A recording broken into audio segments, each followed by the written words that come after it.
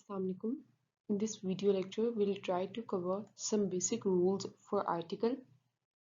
जो पहला रूल आज हम स्टडी करने वाले हैं वो है rule number 10 which quotes that typically a or an is used when a thing or person is mentioned for the first time. When the person or thing is mentioned again, the definite article or an other determiner or a pronoun is used. ये नहीं है कि इस rule में वो basically ये बताने की कोशिश कर रहे हैं कि जब भी आपको कोई भी कन्वर्सेशन है और उसमें कोई भी चीज़ या कोई भी पर्सन पहली दफ़ा इंट्रोड्यूस कराया जाता है तो उसके साथ आप इंडेफिनिट आर्टिकल ही यूज़ करते हैं जो कि अ हो सकता है या एन यू हो सकता है डिपेंडिंग अपॉन द सिचुएशन। लेकिन अगर उसी कन्वर्सेशन में उसी पर्टिकुलर चीज़ या फिर उसी पर्टिकुलर पर्सन की तरफ दोबारा से एक इशारा दिया जाता है तो फॉर द सेकंड टाइम आप डेफिनेटिव या डेफिनेट आर्टिकल या डिटर्मिनर यूज़ करोगे। अब के बार आप इंडेफिनेट आर्टिकल नहीं यूज़ करोगे। अब ये वाला रूल अप्लाई कैसे होता है इसके लिए आप एक एग्जांपल देखें ताकि आपको ये चीज़ ज़्यादा अच्छे से समझ आ जाए।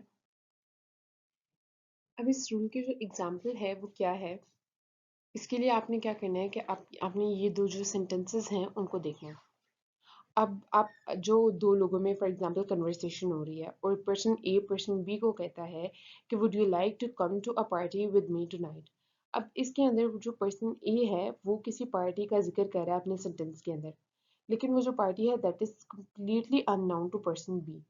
तो इस वजह से आप इस जो पार्टी का जिक्र कर रहे होंगे या उसको मेंशन कर रहे होंगे अपने सेंटेंस में तो उसके साथ आपको इंडेफिनिट आर्टिकल यूज करना पड़ेगा जो कि एन भी हो सकता है और अ भी हो सकता है। अब चूंकि इस केस सिनेरियो में जो अ है वो ज़्यादा बेहतर फिट बैठता है तो इस वजह से हम पार्टी से पहले वो आर्टिकल जो है वो अ यूज़ करेंगे।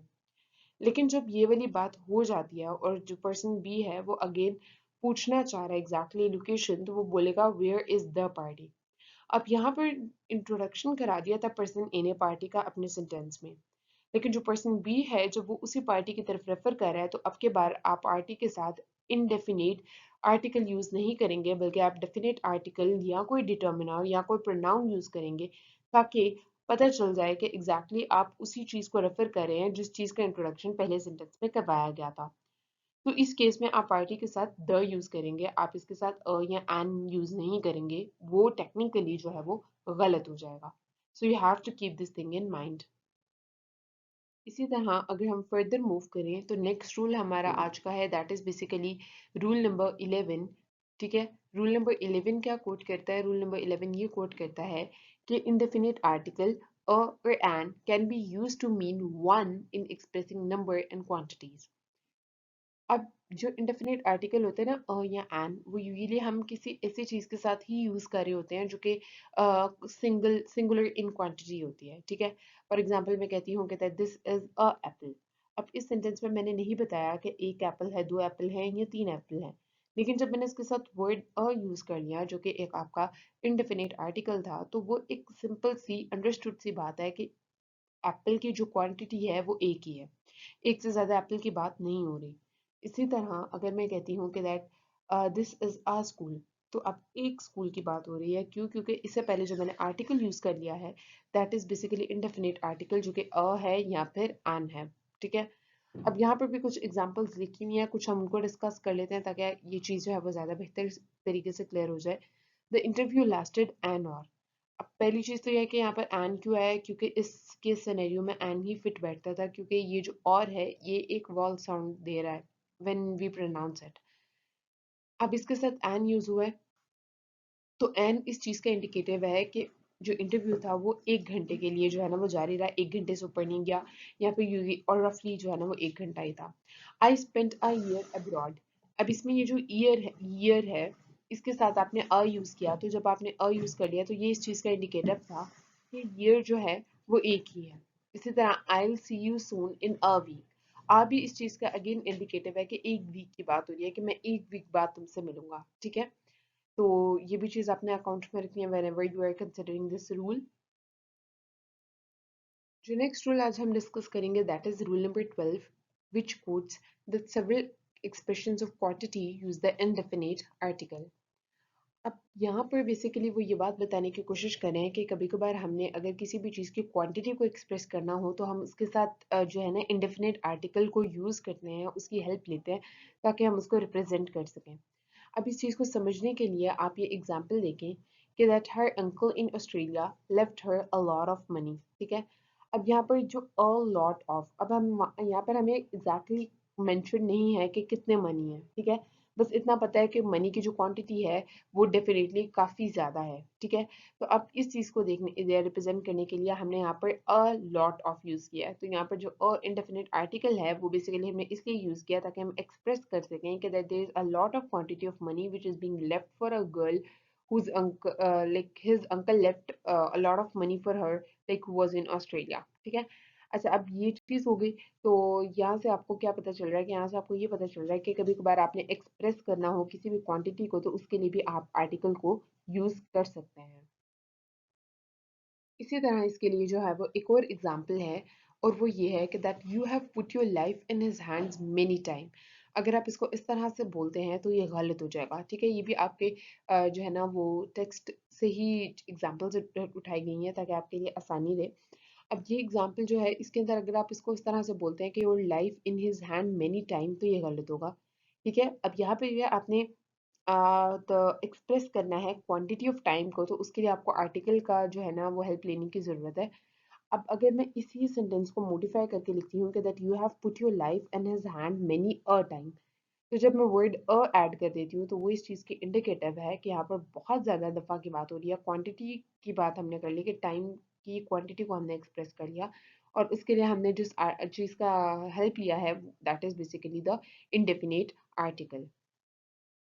जो रूल नंबर 13 है जो आज हमने डिस्कस करना है वो ये कोट करता है कि the indefinite article is used with the meaning every or part to express the rate, cost and frequency।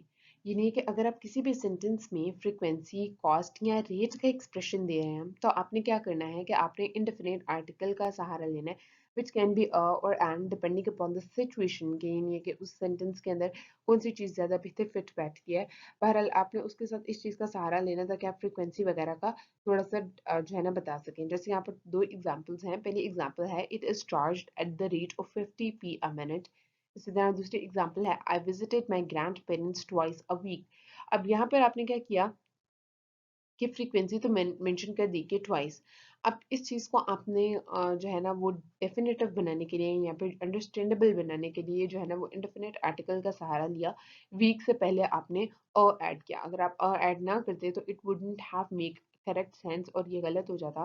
तो यहाँ पर आपको पता चल गया कि that whenever you have to represent a frequency you have to take in account the indefinite article as well. Next rule for today is basically rule number 14, which quotes that the indefinite article is sometimes used to refer to a person whose name you know but whom you don't know personally।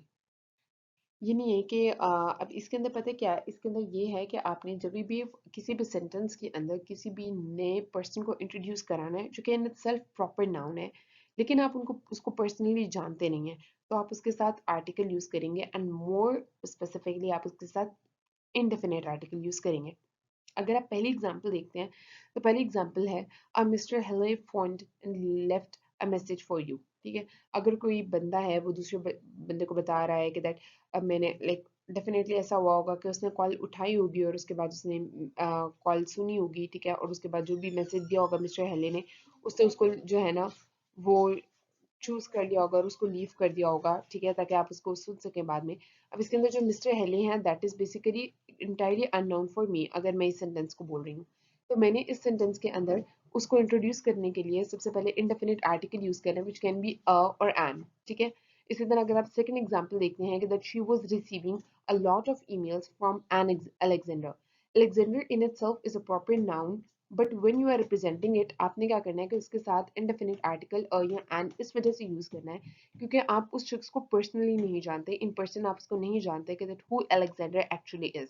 आपका उससे mere introduction यही है कि that he is sending a lot of emails to someone, ठीक है। तो जब भी आप किसी भी ऐसे अननोन पर्सन को रिप्रेजेंट कर रहे हैं अपने सेंटेंस में तो you have to use a और an with it. The next rule for today is basically rule number 15, which quotes the indefinite article is sometimes used before the noun of an artist to mean a work by that artist, ठीक है।